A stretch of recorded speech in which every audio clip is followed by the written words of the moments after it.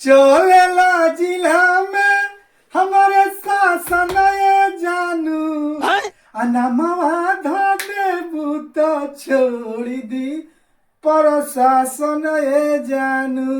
अभी बदत है भाई, अभी बदत है। अनमवा धने बूत छोड़ी दी प्रशासन जानू। पापा तू कहियो बंदूक लेके वीडियो बनाइए रहा। हाँ मिस्टर, क्या बात कर रहे रे बाबा? हम रंगदार नु हई। हम बंदूक लेके रील बनाईला, बंदूक लेके फोटो खिंचवाईला और फेसबुक पर इंस्टाग्राम पर डालीला। रंगदार हवनु त जा दूगो पुलिस आइल बारे स दुआर पर तहरा के खोजत रे स। आय बाप रे, द्वार पर पुलिस आइल बड़ा सो। अरे बाप रे बाप, जो कोई दे कि पापा घरे नहीं खान।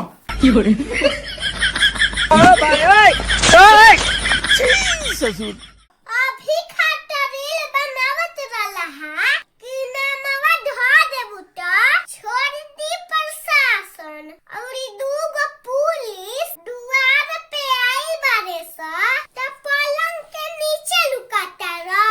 क्या गुंडा बनेगा रे तू?